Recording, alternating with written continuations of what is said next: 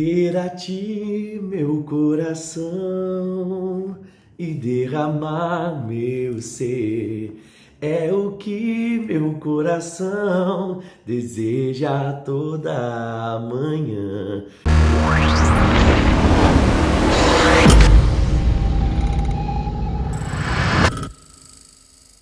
Conhece essa música ou não? Imaginar é me inspirar pra te dizer que estou apaixonado cada vez mais por ti. Senhor, tu és incomparável, teu nome é maravilhoso, leva-me além, aleluia.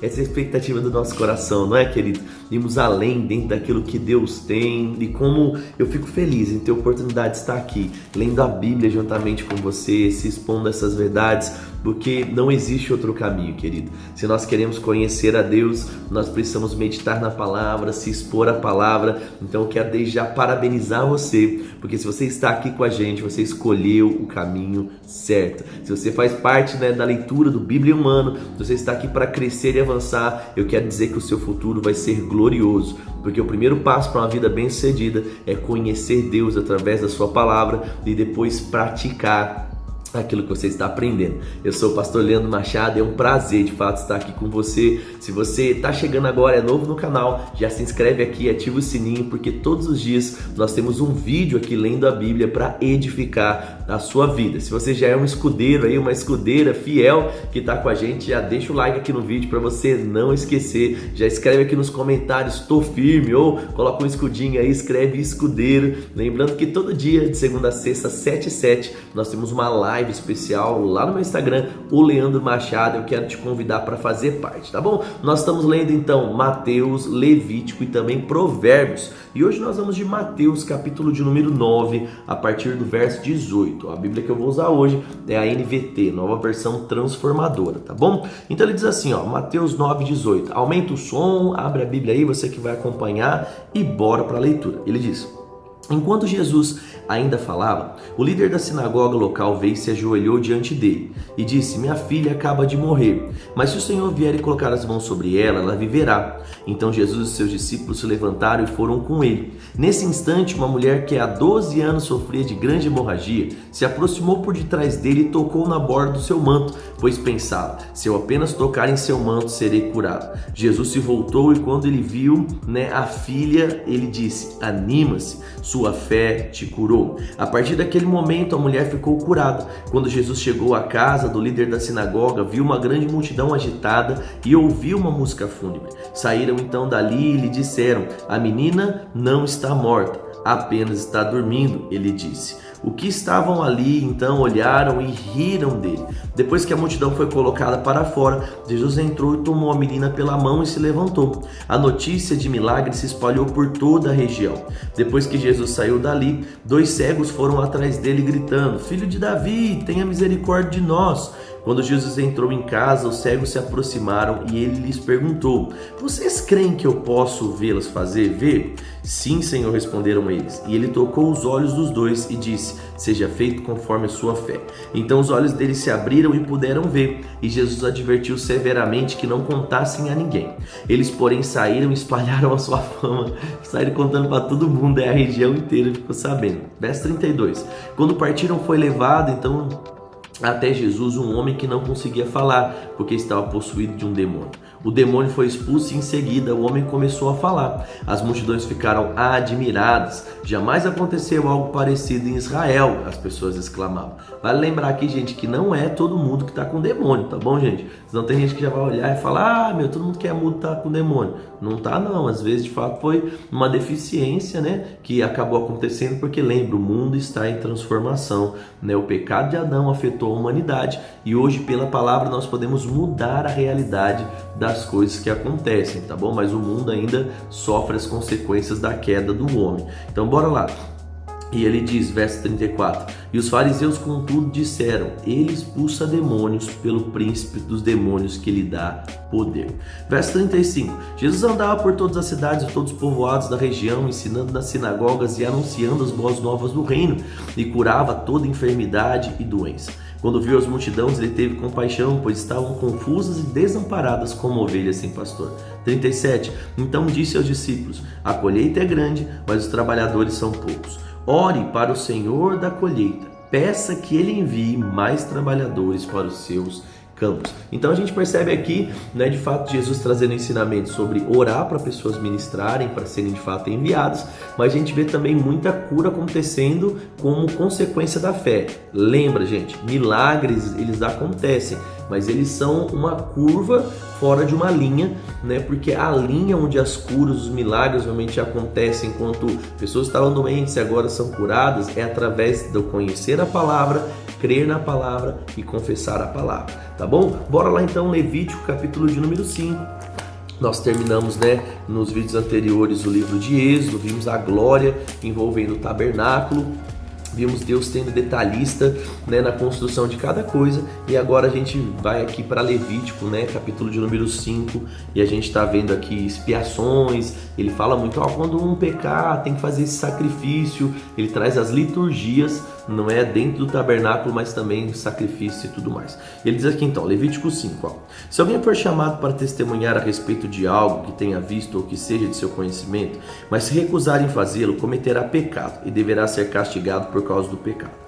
Se alguém mesmo sem saber tocar em algo cerimonialmente impuro, como o cadáver de um animal impuro, seja um animal selvagem, um animal doméstico, ou um animal que rasteja pelo chão, quando perceber o que aconteceu, deverá reconhecer sua contaminação e culpa. Gente, você não tem noção, era muita, mas muita regra. Nós vamos ver que os 10 mandamentos aqui em Levítico, eles viram 613 ordenanças. Então o mundo, não é, ali do judeu era seguir lei, era ser escravizado por lei. E ele diz, verso 3: se alguém mesmo sem saber tocar em algo impuro, quando perceber o que aconteceu, deverá reconhecer a culpa.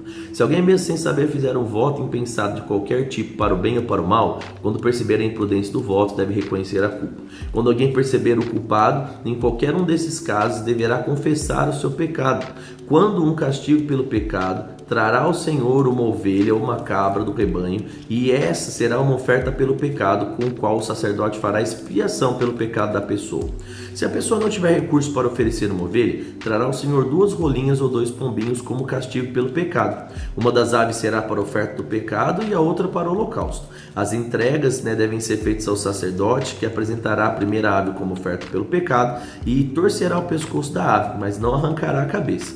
Em seguida aspergirá aos lados do altar um pouco de sangue da oferta pelo pecado, deixará o restante do sangue escorrer na base do altar. Uma oferta pelo pecado será assim. Depois disso, o sacerdote preparará a segunda ave como holocausto, de acordo com a forma prescrita.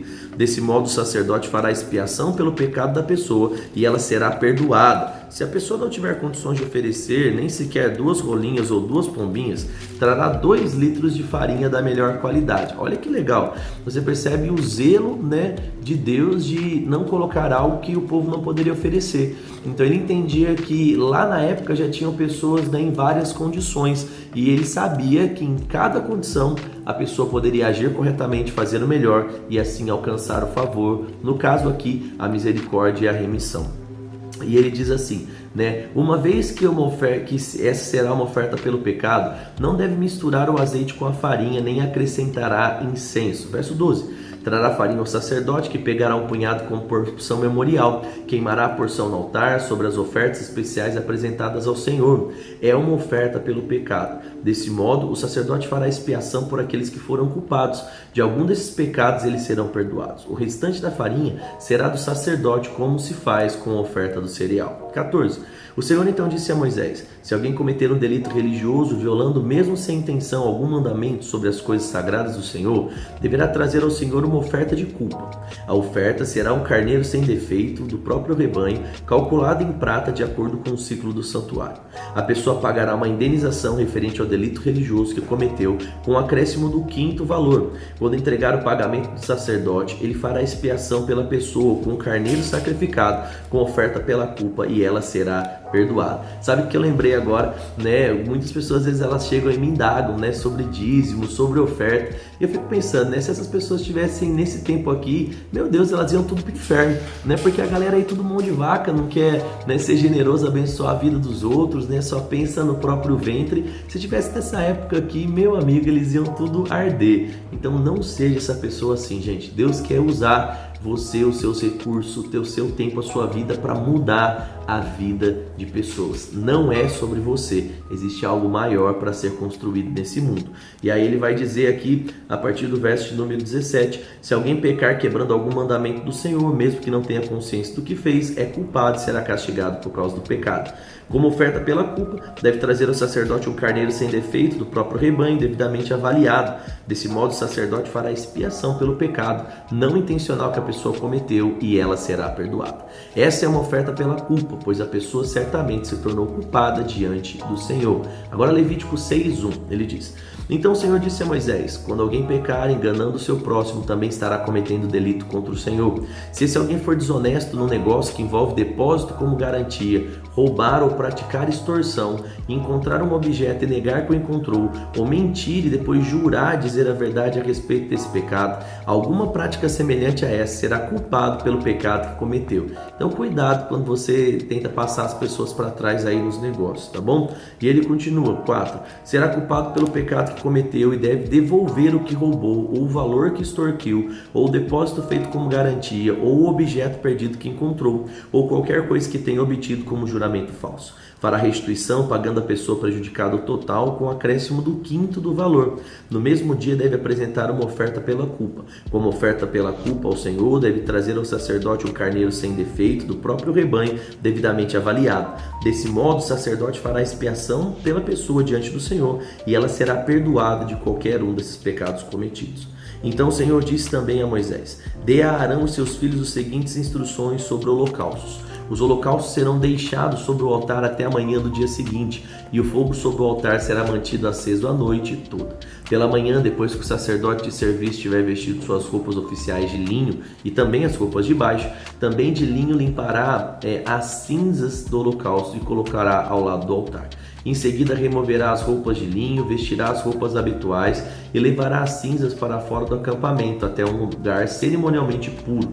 Enquanto isso, o fogo do altar será mantido aceso. Nunca deverá se apagar. A cada manhã o sacerdote acrescentará mais lenha, arrumará sobre ele o holocausto e queimará nele a gordura das ofertas de paz. Lembre-se que o fogo deverá ser mantido aceso no altar o tempo todo e nunca deve se apagar. O que é isso? Constância. O que é isso? Zelo, planejamento. Coisas, querido, que faziam a vida desse povo bem-sucedido e também fazem a nossa vida, tá bom? Eu tô aprendendo isso e você precisa aprender junto comigo, tá bom? É aqui, verso 14. Essas são as instruções para as ofertas do cereal. Os filhos de Arão apresentarão essa oferta ao Senhor diante do altar. O sacerdote do serviço pegará a oferta de cereal, um punhado de farinha da melhor qualidade, umedecida com azeite junto com incenso. Queimará essa porção memorial no altar como aroma agradável ao Senhor. Arão e seus filhos poderão comer o restante da farinha, mas deverão assá-la sem fermento para comê-la em um lugar sagrado dentro do pátio da tenda do encontro. Lembre-se de que essa oferta nunca deverá ser preparada com fermento. Eu as dei aos sacerdotes como porção das ofertas especiais apresentadas a mim. É santíssima como oferta pelo pecado e oferta pela culpa. Todos os homens descendentes de Arão poderão comer das ofertas especiais apresentadas ao Senhor. É direito deles para sempre, de geração em geração. Qualquer pessoa ou objeto que tocar nessas ofertas se tornará santa. 19. Então o Senhor disse a Moisés: no dia em que Arão e seus filhos forem ungidos, apresentarão ao Senhor a oferta padrão de cereal de 2 litros de farinha da melhor qualidade. Metade da manhã e metade da tarde, misture cuidadosamente com azeite e cozinhe em uma assadeira.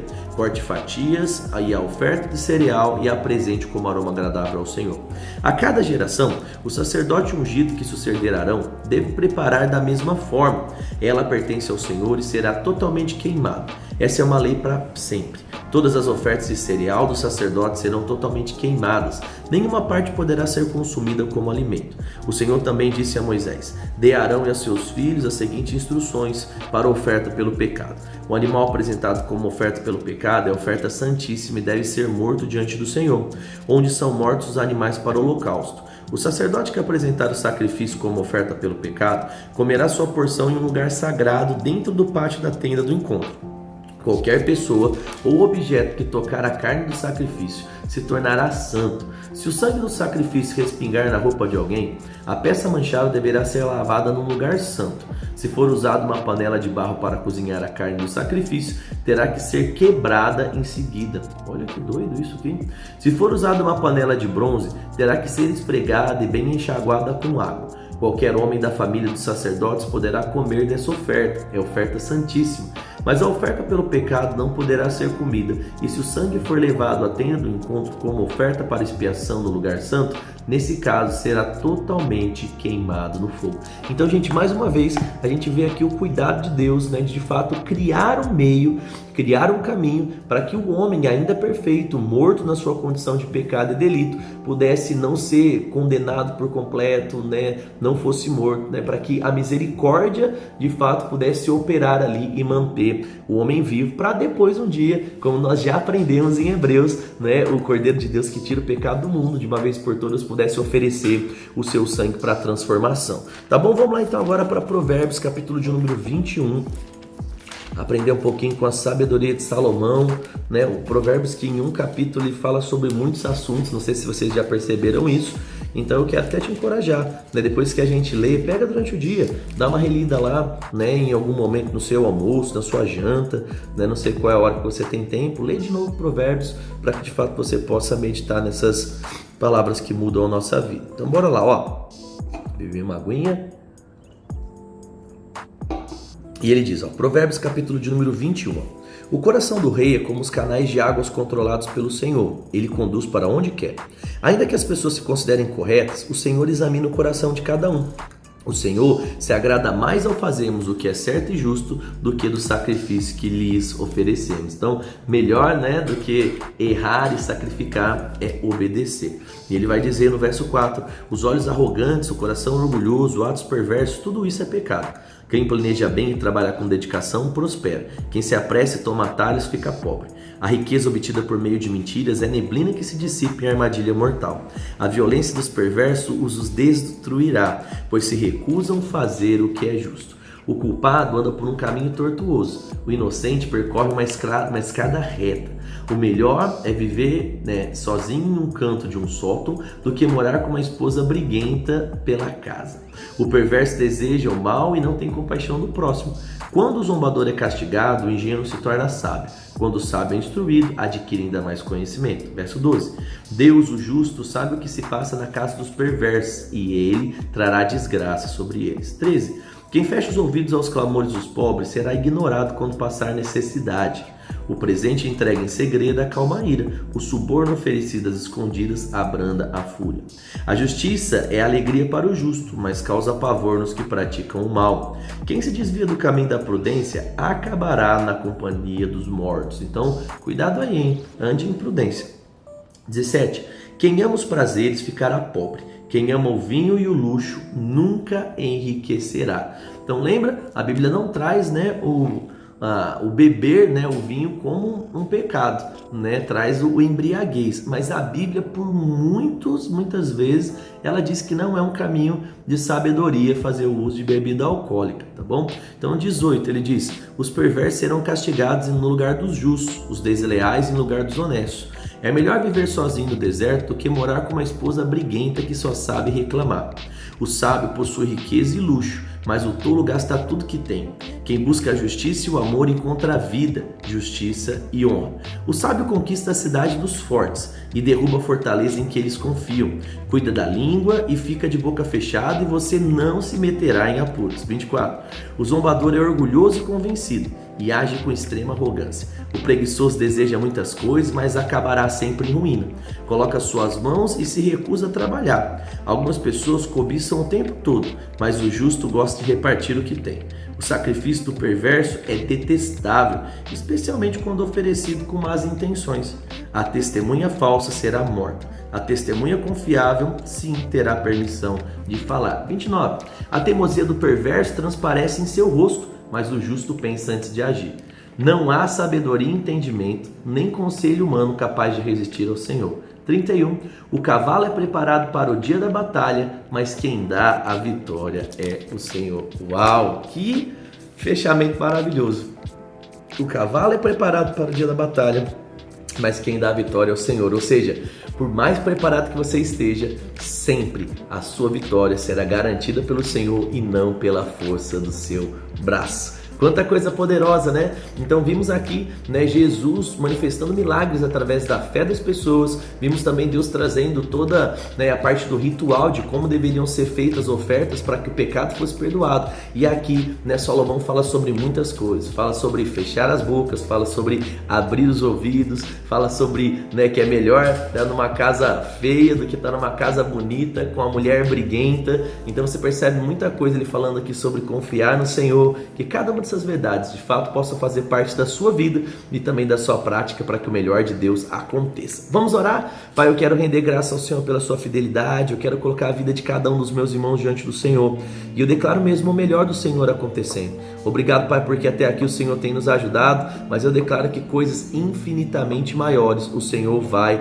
manifestar. Obrigado, Pai, por casamentos sendo restaurados, entrando em uma estação melhor, né? Bênçãos financeiras se manifestando para que o teu santo nome seja exaltado. Obrigado pelo teu cuidado, Pai. No nome de Jesus declaro uma ótima manhã, tarde e noite na vida dos meus irmãos, para a honra e glória do teu nome, no nome de Jesus. Amém. Amém? Então, querido, se você assistiu até aqui, já coloca embaixo aqui, Deus garante a minha vitória. Então escreve aqui nos comentários, Deus garante a minha vitória, para eu acompanhar e saber que você está comigo aqui firme e forte até o final. Deixa o like nesse vídeo, estou te esperando de segunda a sexta, 7h07, lá no Instagram, né? E ó, eu quero lembrar, nós vamos começar uma semana do desconforto, a partir dessa segunda-feira, né? Eu acho que segunda-feira agora vai ser dia 8, né? Se você está assistindo o vídeo depois, talvez já tenha passado, se não corre, nós vamos fazer uma semana do desconforto, uma semana onde a gente vai jejuar, onde a gente vai praticar exercício, vai abandonar velhos hábitos para mortificar a nossa carne e estarmos prontos para viver coisas maiores em Deus, tá bom? Espero você lá, siga nas redes sociais o Leandro Machado e até amanhã no nosso próximo vídeo, no nome de Jesus.